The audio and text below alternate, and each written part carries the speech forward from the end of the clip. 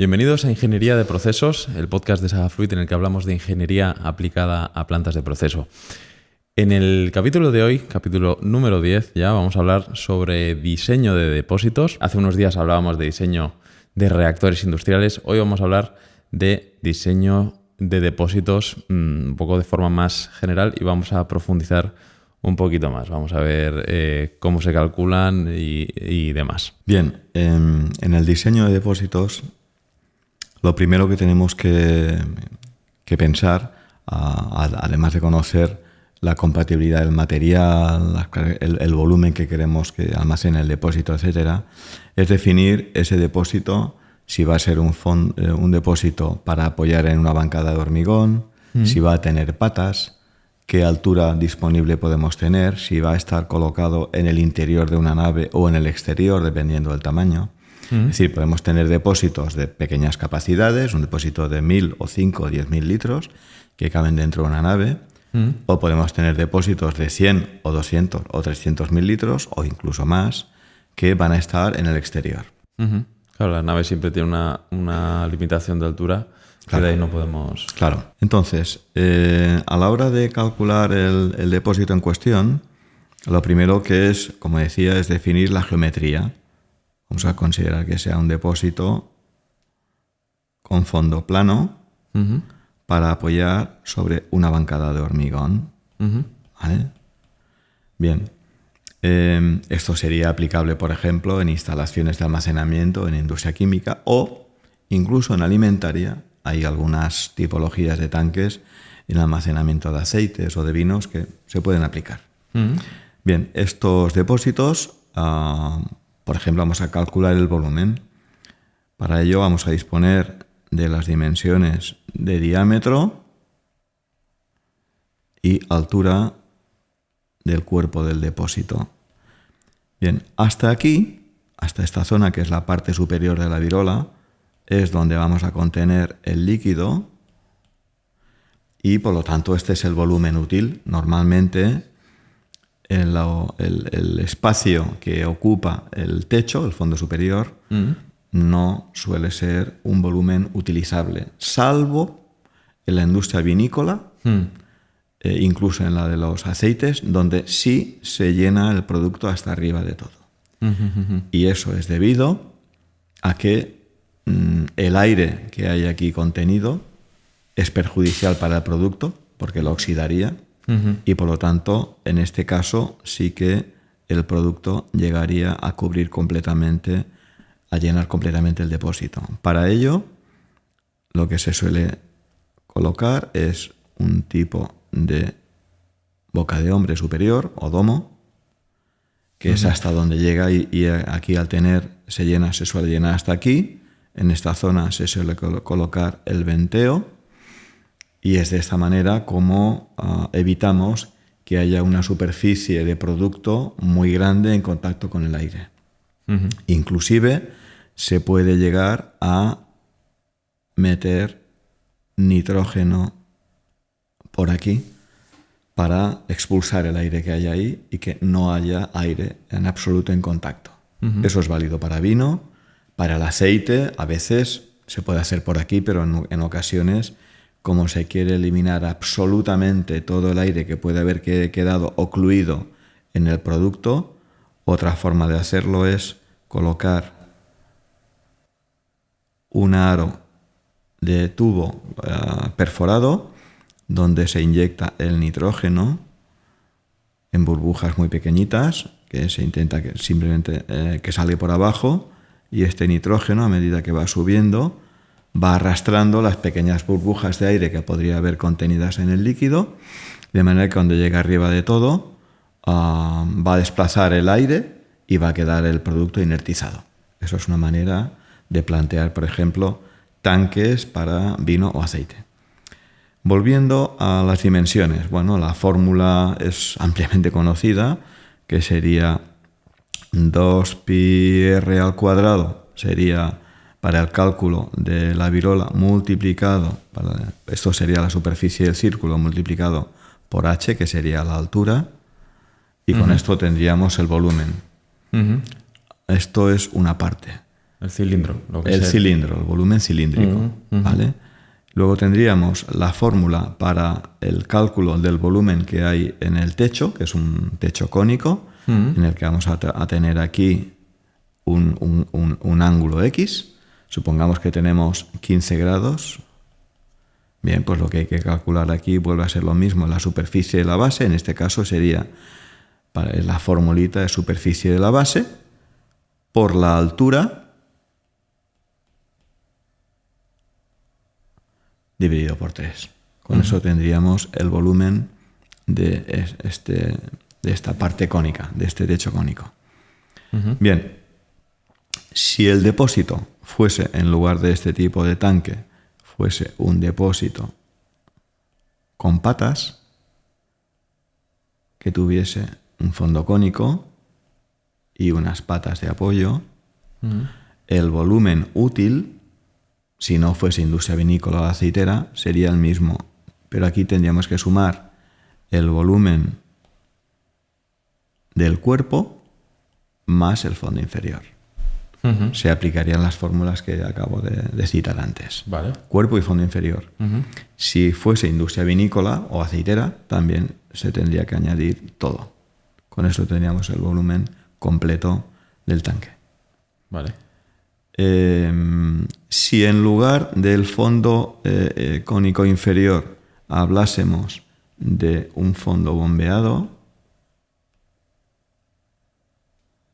la fórmula de cálculo para el cilindro es la de antes, la fórmula de cálculo para el fondo es diámetro del fondo al cubo multiplicado por 0,1.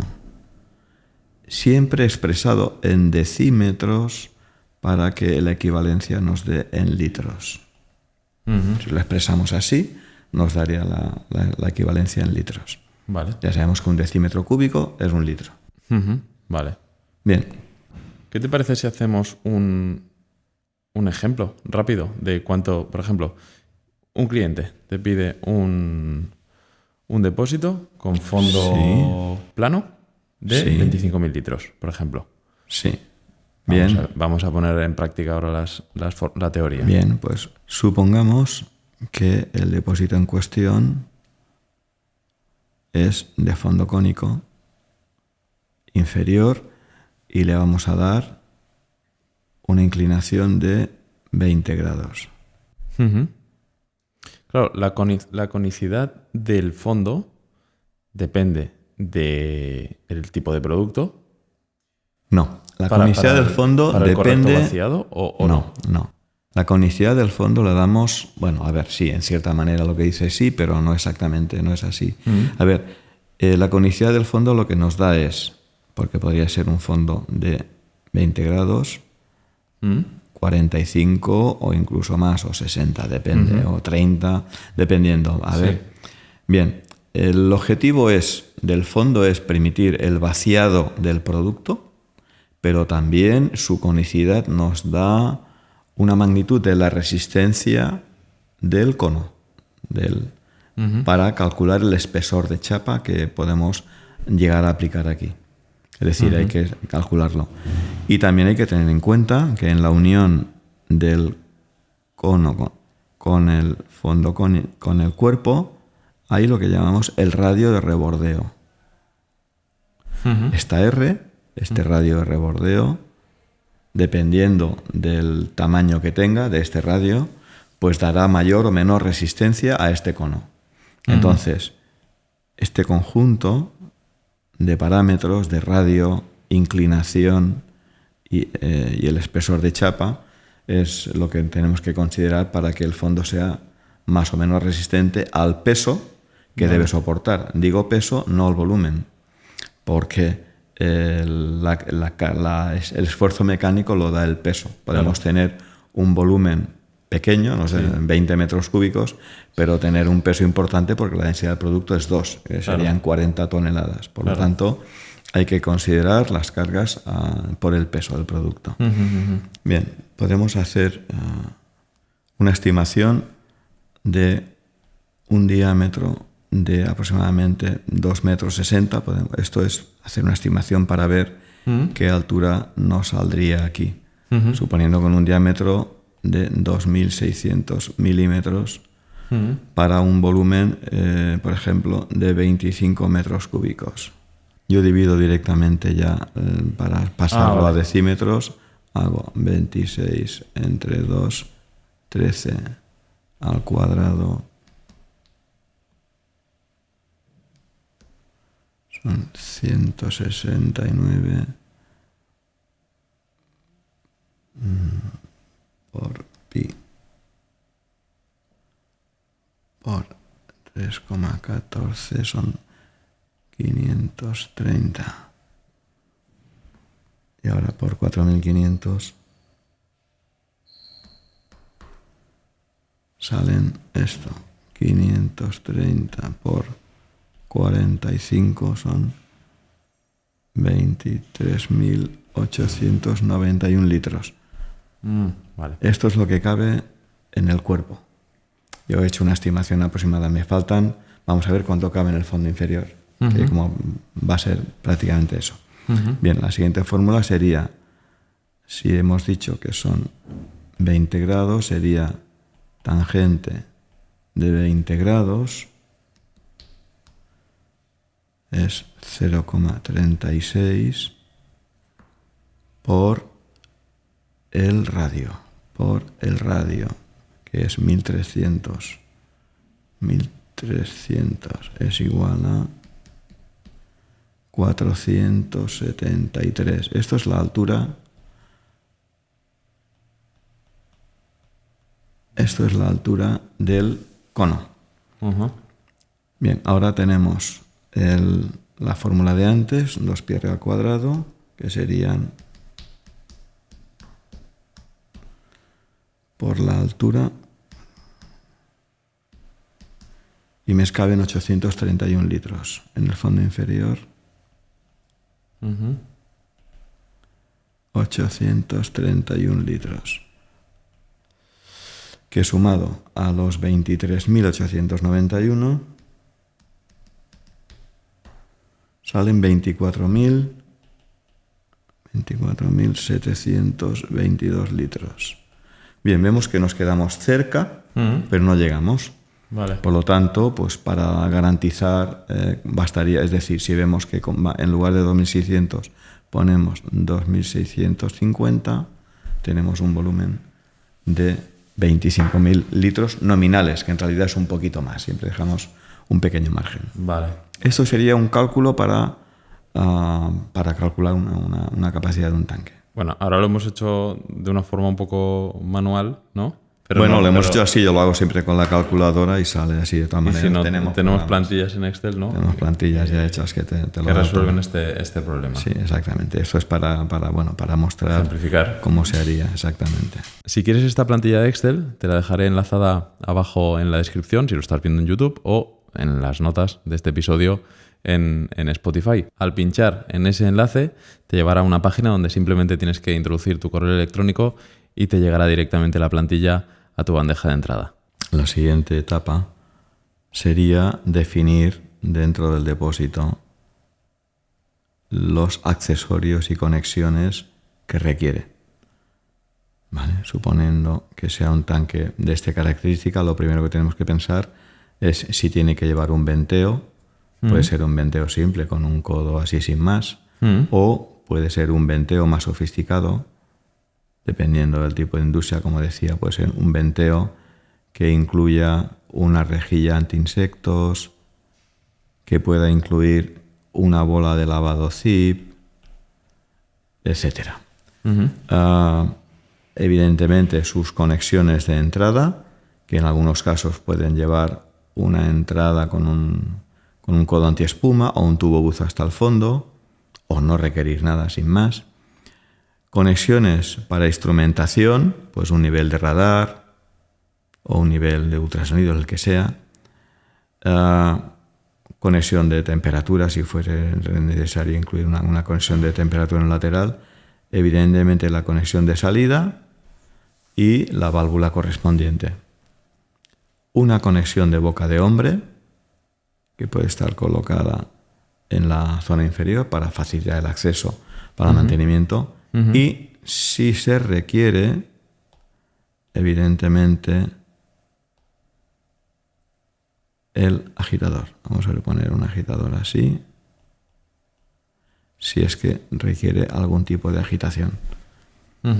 La agitación, como he comentado en alguna ocasión, debe ser estudiada con mucho rigor para tener claro el proceso que tiene que realizar para que sea la correcta para el producto, etcétera, etcétera. He dibujado esto así, pero no tiene por qué ser así. Es una manera de plantear. Puede llevar varios niveles de hélices, etcétera, etcétera. Y el tanque, dependiendo de las características del producto, puede requerir o bien que vaya aislado, sin más, o que lleve algún tipo de camisa para enfriar o calentar. Bien, en algunas industrias los procesos requieren pues que los tanques sean perfectamente sanitizables y requiere que tengan las conexiones de limpieza adecuadas y hay que evitar que se generen rincones. Por lo tanto, el diseño de todas las conexiones deben evitar eso, que se puedan generar rincones de difícil limpieza.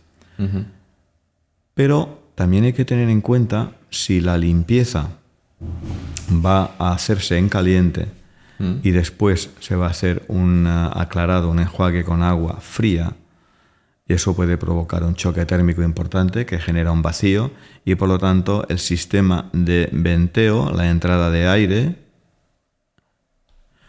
debe ser en cantidad suficiente y además en el tiempo adecuado, que es muy corto espacio de tiempo, es decir, que entra muchísimo aire en poco espacio de tiempo para evitar que el tanque se pueda implosionar. Si no se tienen en cuenta estos parámetros y el venteo que se ha diseñado es pequeño, es insuficiente, el tanque puede implosionar, es decir, se colapsa y se puede pues estropear completamente. Sí. Eso es un dato muy importante.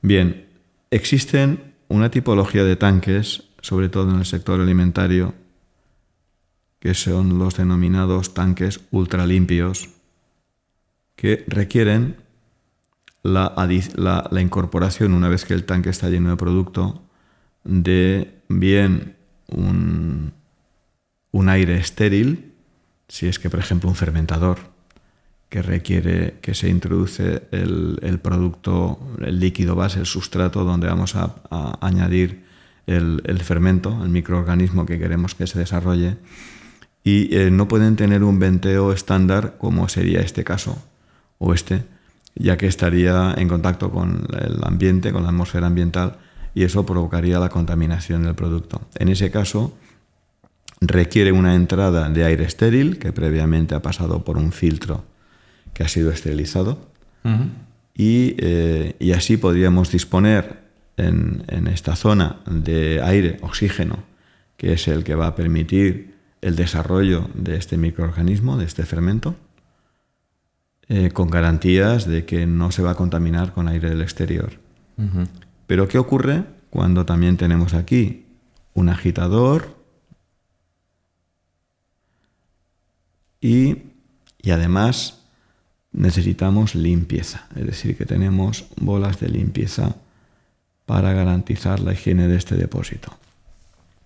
Como decía antes, cuando ocurre que necesitamos limpiar o esterilizar el depósito y vamos a meter una limpieza desde el CIP con agua y sosa a 80 grados y luego vamos a hacer un enjuague, se va a producir un vacío.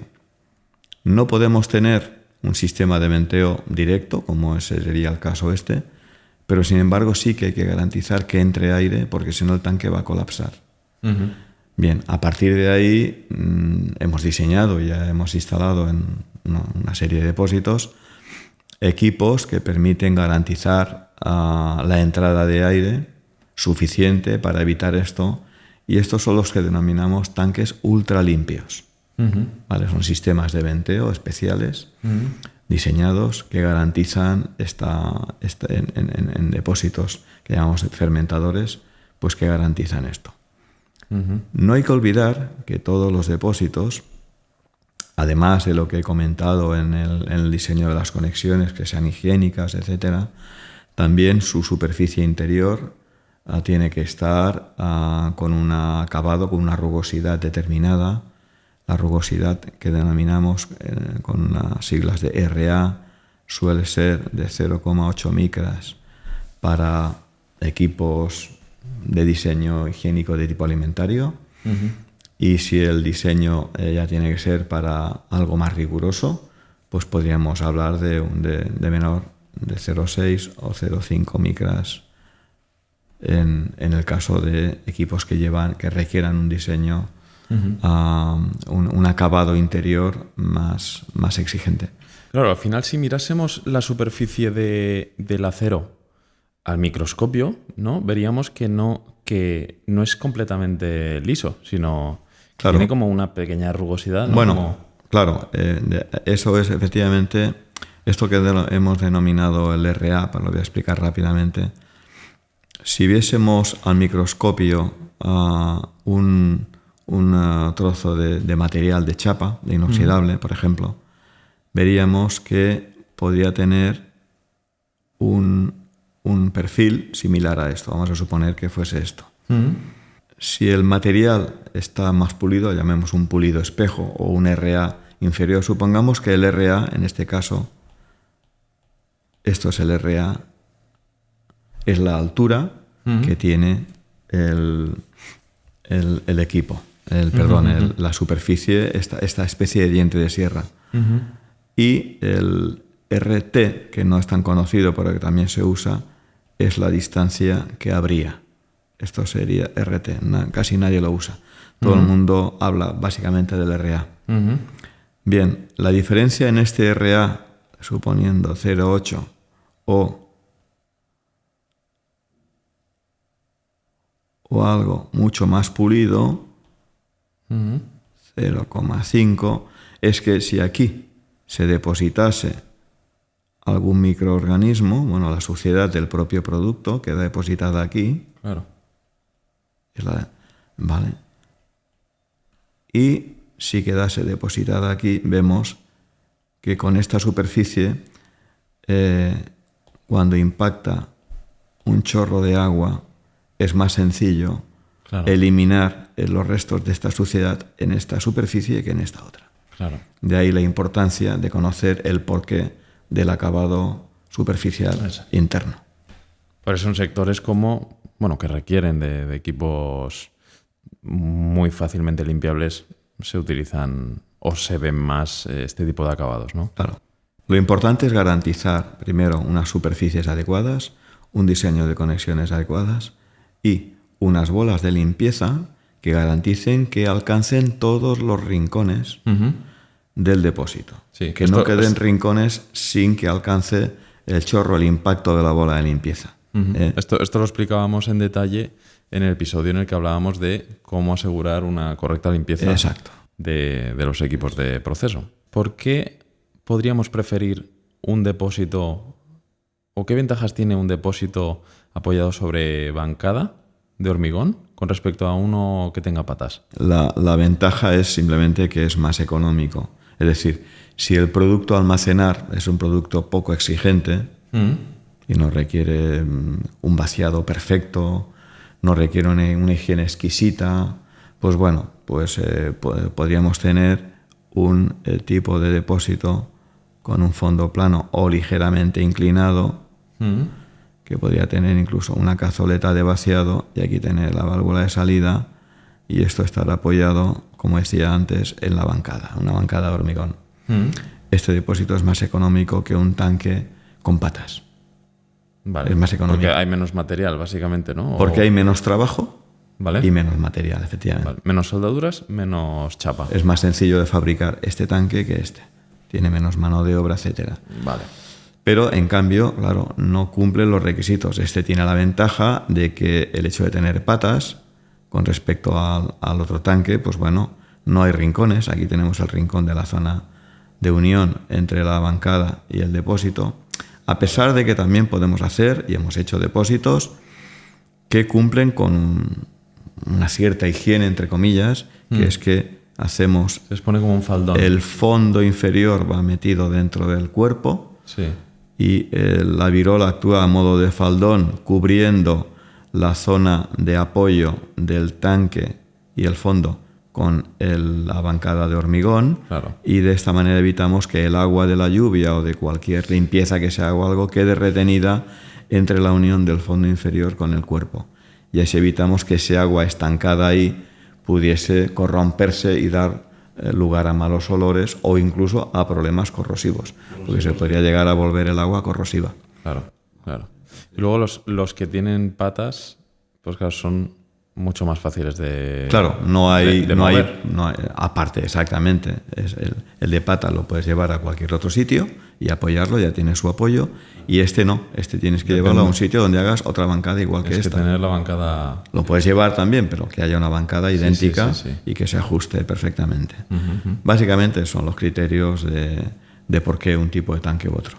Claro. Esto se utiliza en tanques de almacenamientos a granel de muchos productos en general, y esto otro ya son tanques más bien de proceso y en instalaciones donde ya se requiere pues un vaciado completo del producto, que tenga una buena capacidad de higiene, donde bueno, ya eso es un depósito más específico, más para proceso y más para almacenamiento. Bien, pues yo creo que no nos dejamos nada, ha quedado bastante completito y hemos ido bastante más en profundidad de lo que me esperaba en un principio. Así que nada, espero que os haya gustado este episodio. Recordad dejarnos vuestra valoración de 5 estrellas en Spotify, en iTunes, donde sea que lo estéis reproduciendo o consumiendo este contenido, porque al final creo que está en todas las plataformas posibles. Si lo estáis viendo en YouTube, recordad dejarnos un like, dejadnos algún comentario sobre qué os gustaría ver en futuros episodios y nada más, compartidlo con aquellas personas que creáis que pueda ser de su interés. Nada más, eso es todo. Nos vemos.